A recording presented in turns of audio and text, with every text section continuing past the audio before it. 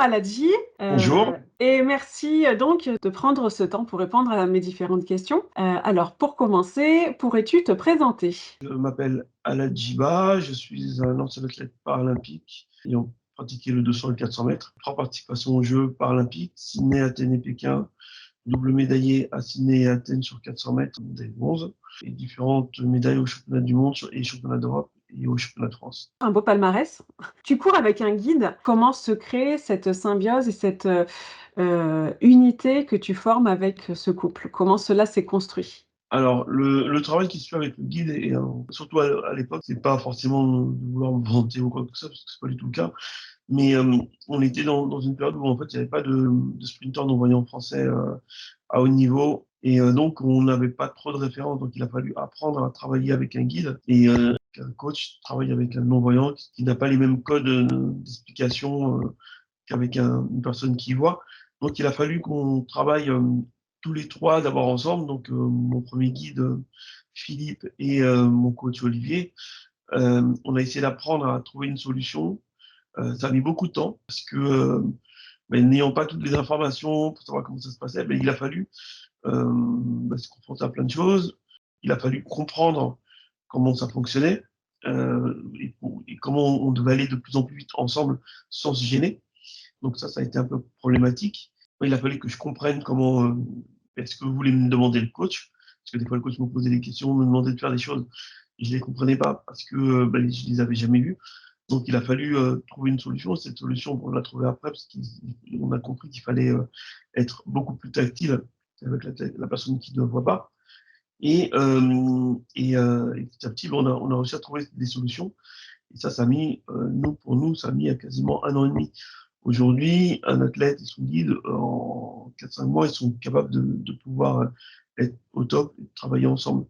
Mais au-delà du travail pratique, il y a aussi tout ce qui est en dehors de ce travail. Il y a le relationnel entre le guide et l'athlète qui doit se construire en dehors de la piste. Plus le guide va connaître vos besoins, vos qualités, vos défauts, tout ça, mais en fait, il est capable aussi de pouvoir agir et réagir sur une piste, voire même avant la piste, puisque pour les Jeux, ce qui est important aussi, c'est qu'il y a une zone grise réservée aux athlètes participants. Il y a ce qu'on appelle la chambre d'appel, et dans cette chambre d'appel, il n'y a que le guide et l'athlète. Donc il faut que les deux puissent s'entendre et arrivent à se comprendre. Cette zone-là, mais si on la travaille pas, forcément, ça va vite terminer en clash. J'ai pu comprendre un petit peu comment on peut appréhender finalement, la piste grâce notamment à un film où tu as fait une apparition, qui s'appelle La ligne droite. Donc c'est un film qui a été réalisé par Régis Wornier. Ce qui te lie du moins avec le guide, c'est un simple cordelette et qu'il faut vraiment que vous soyez dans la même foulée et ça me paraît juste démentiel et hyper complexe, surtout quand tu arrives finalement dans le virage. Donc est-ce que tu peux nous en dire, un peu plus par rapport justement à cette symbiose qui doit exister entre vous deux et la façon dont ça s'est construit. On peut t'amener à utiliser les informations par la parole, bien sûr, le guide a le droit de parler, il n'est pas du tout contraint au silence, mais une grosse partie des informations va passer par la cordelette et par le bras. C'est-à-dire que la cordelette est vraiment le lien entre nous. Toujours, on est quasiment tout le temps en contact, le guide et moi. Dès le départ, on va dire quasiment 20 mètres après notre départ, le contact se fait entre le guide et l'athlète. Et après, on le garde quasiment tout le temps. Et après, ce contact qui va nous donner aussi l'entrée de virage. C'est-à-dire que la cordelette, c'est un outil et c'est vraiment, c'est pas vraiment qu'elle qui va nous donner les informations, c'est vraiment aussi le contact bras, main, voire épaule qui va donner les autres informations à l'athlète. Ce lien est aussi un moyen d'avoir les informations de fin de course. Parce que à la fin de la course, il faut aussi savoir que le guide ne doit pas être devant vous, il doit terminer derrière vous. C'est un peu par le biais de cette cordelette qui va donner l'information d'arrivée.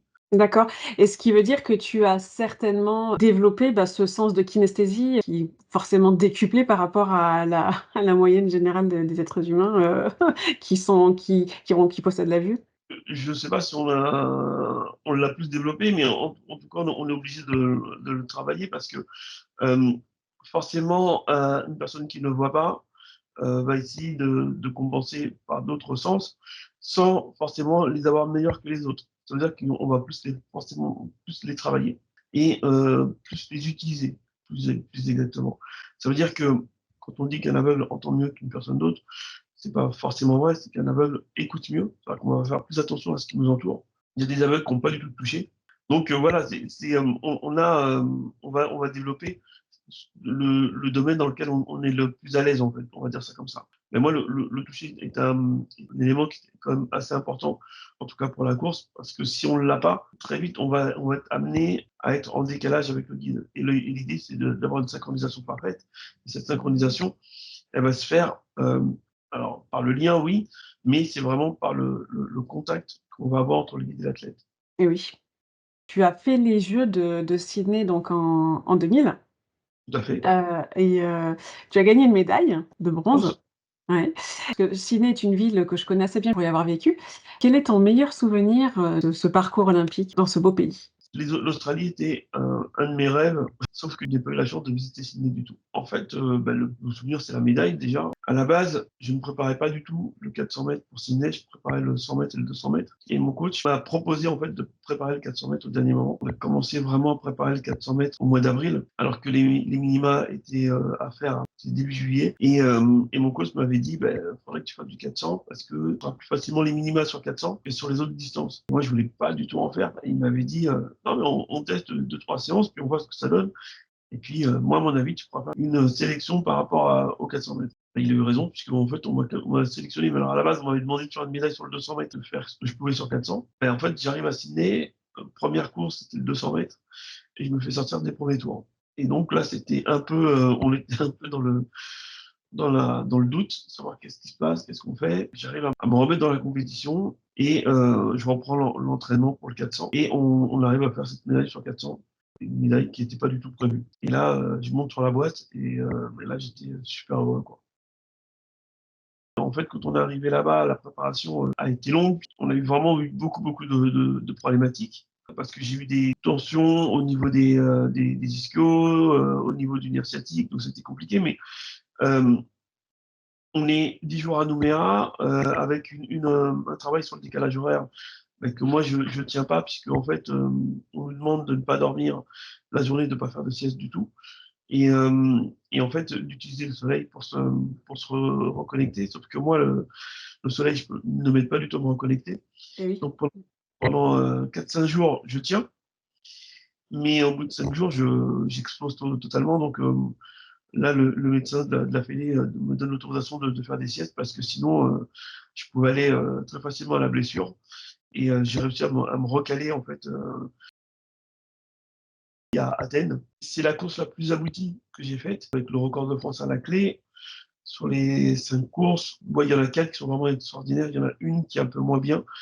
C'est la demi-finale du 200 mètres, mais le 400 mètres, je maîtrise vraiment les 3 courses sans aucun problème. On s'y attendait pas parce que qui dit Athènes dit dramaturgie grecque. Moi, avant les Jeux, je me blesse, je me fais une déchirure à l'ischio Mmh. et il y a très peu de chances que je puisse être prêt quasiment pour les championnats de France et faire les minima. Et au dernier moment, on me sélectionne, mais en me demandant de faire des temps après les championnats de France pour valider mon voyage à Athènes.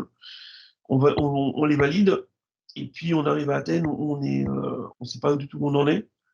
Et le premier 200 mètres à Athènes, les pendules à l'heure puisqu'on bat le record de France ce jour-là. Et puis samedi, dimanche, lundi, on enchaîne 3 courses sur 400 et une course extraordinaire où j'ai l'impression de courir vraiment tout seul parce que j'ai un sentiment de liberté sur cette course puisque le guide est à côté de moi, mais il y a pas d'accro dans la cordelette, il n'y a pas d'accro avec l'épaule, avec le coude. On se tamponne pas, on ne cherche pas, on n'est pas dans la difficulté. Au contraire, c'est vraiment une course vraiment parfaite. Et on fait ce temps-là, 52-46, auquel on ne s'attendait pas du tout avant d'arriver à Athènes. Donc ça, c'est vraiment un autre bon souvenir. Là, il y a aussi la première médaille internationale qui a lieu en 99 au championnat d'Europe à Lisbonne, le Stade de France en 2003, puisque c'est vraiment Le moment où on court devant un public, 70 000 personnes et ça, ouais, c'était extraordinaire. Quelles sont pour toi les valeurs les plus importantes? Le respect et le fair play, vraiment, c'est vraiment les 2 valeurs que moi je retiens le plus parce que, le fair play, on même si c'est une course individuelle, c'est d'aller féliciter ses adversaires et le respect parce que, il faut savoir aussi bien respecter. Alors moi, dans mon cas, il faut respecter le coach, ça c'est clair, le guide, parce que sans lui, je peux pas courir, hein. Quand on est en équipe de France, il y a tout le staff, que ce soit les kinés, et puis, quand on est sur le terrain, il y a tous ceux qui sont là pour la compétition, les juges, le starter. Donc, toutes ces personnes-là sont importantes. Sans ces personnes-là, on ne peut pas pratiquer notre sport, que ce soit en handi ou en valide, hein, il y a dans les 2 cas. Et j'ai un mot qui définit aussi des choses quand même assez importantes pour être au top, en tout cas, quand on veut faire entre parenthèses, du haut niveau. C'est le mot rêve, parce que beaucoup d'athlètes rêvent d'être champion du monde, rêvent d'être champion paralympique. Tout ça. Et il faut savoir que ce mot rêve, c'est 4 lettres. Et ces 4 lettres sont des mots importants dans la préparation. C'est le R de la rigueur, le E de l'entraînement, le V de la volonté, et quand on arrive sur le podium, c'est le E de l'émotion. Quelle émotion peut-on ressentir quand on monte sur le podium et qu'on entend le public, t'acclamer? Quand on fait un travail, on sait que on peut tomber sur plus fort que soi. Et donc, ouais, il faut pouvoir respecter ce qui nous arrive. Le fait d'arriver deuxième ou troisième, c'est pas non plus une sinécure. Ceux qui sont 5, 6, 7, 8e sont beaucoup plus dégoûtés que nous. Ils sortent pour quelques centièmes, pour quelques millimètres. Et donc, moi, ne serait-ce déjà de monter sur un podium, je trouvais ça extraordinaire parce que quand en plus on est acclamé par tout le monde, c'est extraordinaire. Le podium du Stade de France était assez incongru parce qu'on est troisième. Et comme on est les Français, forcément, on est beaucoup plus applaudis que les autres. Beaucoup de sportifs ont des rituels.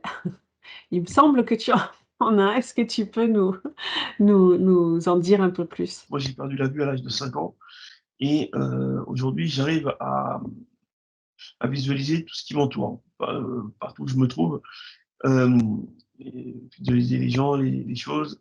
Et donc, quand je suis sur une piste d'athlée, en fait, j'arrive à visualiser la piste. Et donc, quand j'étais au départ, je me mettais dans une position qui était en fait les mains croisées devant le buste et les mains posées sur les épaules. Et je cherchais à visualiser la piste. Et donc, je tournais quasiment sur moi-même. Je tournais le dos en fait au départ. Je visualisais la piste comme si je regardais comment la piste était faite et comme je me voyais courir sur la piste, en fait, tout simplement. Et dès que j'avais visualisé, on va dire, la ligne d'arrivée, et je me retournais, je me mettais en position d'attendre de pouvoir me mettre dans les starting blocks. Un vrai travail sur l'image mentale de la victoire pour être dans les starting blocks. Bon, exactement. Tu as rencontré, Guillaume Renoux, qui est président de l'association 24 pour tous et tous pour un, il y a quelques mois. Comment as-tu rejoint ce collectif? Ça s'est fait en 2020, sur une course qui était organisée par un ami, sur une course solidaire. Et en fait, Guillaume nous a demandé de venir intervenir dans son établissement. Et on est venu, on a passé 3 jours dans l'Ain. Donc c'est comme ça en fait que j'ai rejoint le collectif. Quels conseils pourrais-tu donner donc aux jeunes et donc aux enfants qui aspiraient à courir comme tu l'as fait et comme tu le fais parce que je crois que tu continues de courir? Continuer à courir. Ben, d'abord dire pour ceux qui peuvent, pratiquer le sport, quel qu'il soit, se faire plaisir. Et quand on se fait plaisir, c'est là où les performances arrivent. Moi, j'ai jamais fait d'athlète à la base pour être champion du monde. J'ai fait de l'athlète pour montrer que on était capable de faire du sport. Puisque étant jeune, je me suis rendu compte que on me disait non, tu es non-voyant, comment tu peux aller courir? C'est c'est dangereux. Et essayer de montrer que j'étais capable de faire du sport, même si j'étais en situation de handicap. En fait, je crois que c'est d'abord le plaisir et la passion du sport qui m'ont amené à faire du sport de haut niveau. Et tout le monde n'est pas amené à faire du sport de haut niveau. Euh, et puis tous ceux qui sont à haut niveau ne sont pas amenés à être champions du monde. Sinon, ça se saurait. Et donc, à un moment donné, il faut aussi Ça, c'est une chose que mon coach m'a appris aussi, à faire la part des choses. C'est-à-dire que quand, on est sur une défaite, faut savoir utiliser cette défaite pour, avancer et pas s'arrêter sur cette défaite et se dire: «Beh, je peux plus rien faire, j'y arriverai pas, ça marche pas». Jamais abandonner et l'idée, c'est d'être plus fort la course d'après, utiliser les erreurs qu'on a faites pour, justement, les mettre de côté et réussir à faire ce qu'on doit faire de mieux pour être vraiment au top. Eh bien, merci Aladji. Mais en tout cas, merci, merci de m'avoir, écouté et à bientôt à tous.